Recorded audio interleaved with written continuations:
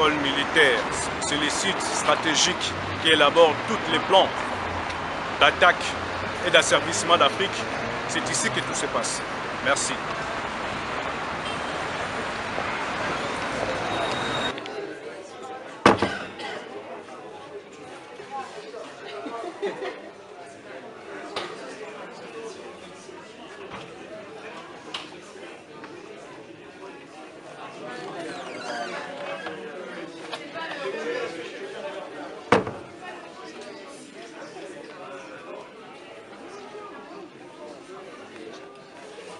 On profite de cette expérience. Ce que disent les soldats, c'est un peu aussi là la tarte à la crème, c'est que vous mourrez au Burundi, vous mourrez pour rien. Vous mourrez en Somalie, vous recevez 50 000 $. Votre famille reçoit d'argent. Donc ça vaut le coup de mourir en Somalie plutôt qu'au Burundi. Donc cette logique est bien sûr très présente. On a vu un quartier entier naître à Gitega, la ville de Gitega au Burundi, un quartier entier d'anciens de la Mission, donc c'est intéressant au plan géographique, hein, ça fait une petite petit observatoire intéressant. On a ça aussi c'est intéressant, des interlocuteurs de la FDN, de l'état-major, qui nous disaient, quand même, au Burundi, on ne fait pas un bon calcul. Parce que vous savez, si on fournissait des bataillons très bien équipés, on recevrait beaucoup plus d'argent de la part de l'Union africaine, puisque les organisations payent en fonction du niveau d'équipement des troupes. Donc on devrait avoir l'intelligence d'investir dans du matériel pour recevoir beaucoup plus d'argent des organisations internationales. Donc ce calcul est là, il semble normal et légitime, mais il est intéressant à pointer. Et du côté du gouvernement, cette tentation rentière existe bien entendu, puisque vous savez, très probablement, le gouvernement exerce une fonction qui est codifiée par l'Union européenne, parce que là je parle d'un argent, sûrement là aussi, qui vient de l'Union européenne, c'est un argent, les indemnités des soldats, c'est la facilité de paix de l'Union européenne, et qui est payé via l'Union africaine. Et bien sûr, cet argent, l'Union européenne accepte le principe d'une ponction, mais exige que ce soit en revanche fixé dans le MOU pour qu'on ait de la clarté là-dessus. Cette ponction est de 200 $. Donc sur les 1028 $ que l'on verse à chaque soldat burundais pour sa partie par mois, comme indemnité, eh bien, le gouvernement burundais prend 200 $. Et là, les organisations de RSS sur place regrettent que cet argent ne soit pas dédié à un fonds, dédié aux anciens combattants, à moderniser l'armée. Non, cet argent tombe dans le pot commun des autorités publiques, et donc on perd un peu le contrôle, et c'est jugé regrettable. Et le tout dernier point, je vais aller très vite là-dessus, c'est parce qu'il a été établi par Daniel Beswick, par Fischer, c'est cette rente géopolitique que tire le Burundi de sa participation. C'est évident, les partenaires deviennent... Mais le climat était absolument merveilleux. C'était inimaginable. C'était la Somalie, on va tout faire pour Palestine, en fait. Le but de la conférence de février 2012, c'était l'implication des Anglais en Somalie. Alors j'essayais de leur dire, mais vous étiez au Somaliland, vous êtes censé être copain avec le Somaliland, maintenant, pourquoi vous êtes à Mogadiscio? Et ils m'ont dit, il faut bien sortir de notre précaré.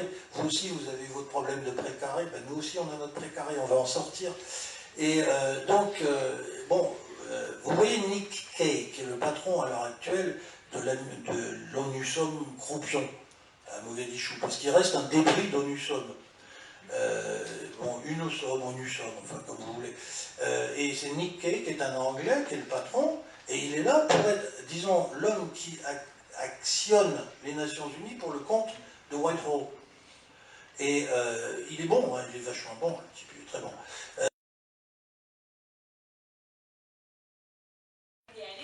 Aux sources du conflit. Et ça, on trouve déjà cette rhétorique-là en filigrane dans les documents européens, mais c'est vraiment avec la stratégie européenne de sécurité de 2003.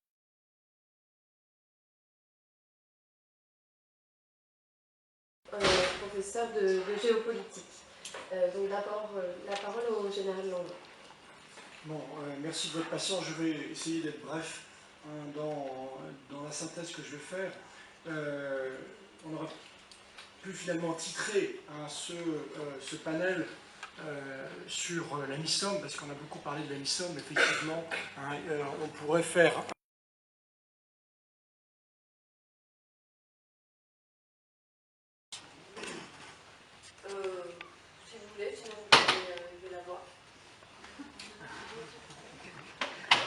Bonsoir. Monsieur, je suis un peu partagé parce que la manière dont vous avez étalé toutes vos interventions, je me sens un peu partagé avec la plaisanterie, la manière dont vous avez présenté toutes ces questions alors qu'il y a des morts, des victimes, des vies humaines qui sont bouleversées.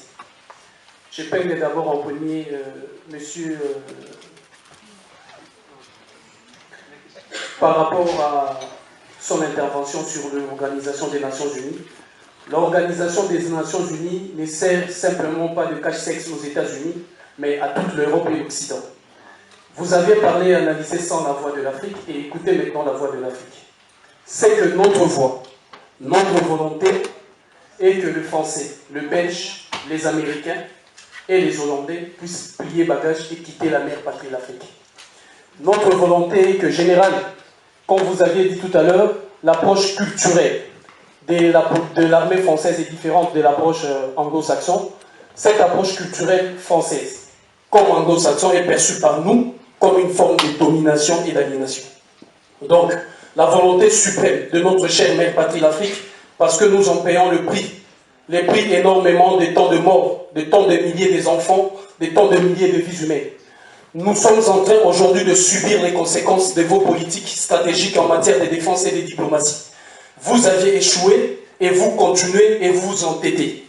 Donc notre détermination aujourd'hui, c'est de venir vous dire à quand est-ce que vous allez plier bagages et quitter l'Afrique? À quand cette politique interventionniste et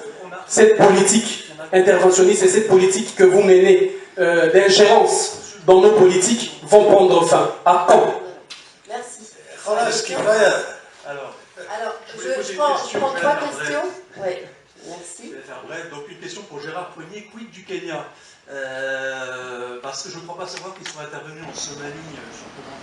Nous considérons que ces lieux est le poumon stratégique de l'élaboration de toutes les politiques nauséabondes et nocives. Ces politiques qui ont permis aujourd'hui permis à la France et à l'Occident de prendre le dessus sur nous. L'organisation, la mise en place de politiques en matière de défense, la mise en place de politiques en matière des affaires étrangères et de la diplomatie. Ces politiques-là, c'est ici le laboratoire, c'est ici le poumon stratégique de l'élaboration des politiques en matière de défense et de diplomatie. Donc nous sommes venus frapper parce que ce sont eux, les cerveaux monteurs, qui ont élaboré toutes ces politiques, qui ont mis en détresse notre chère et mère patrie l'Afrique, qui ont sacrifié des millions d'enfants, qui ont sacrifié des millions de vies partout, des millions de vies humaines. La raison pour laquelle nous sommes venus ici, au cœur même de la stratégie, de l'élaboration des politiques stratégiques de défense et de diplomatie française, pour leur dire que ça suffit. À quand est-ce qu'ils vont plier bagages? Pour leur dire de quitter la mère patrie l'Afrique, pour leur dire d'arrêter tout soutien à tous ces ensembles de dictateurs, à savoir Kabila, d'arrêter tout soutien à Faure Gnassingbé, d'arrêter tout soutien à Alassane Ouattara, d'arrêter tout soutien à Denis Sassou Nguesso et à tous les autres. Donc l'heure est venue maintenant où les populations africaines doivent prendre le dessus sur tout. Et nous sommes venus ici au cœur de l'élaboration de cette politique.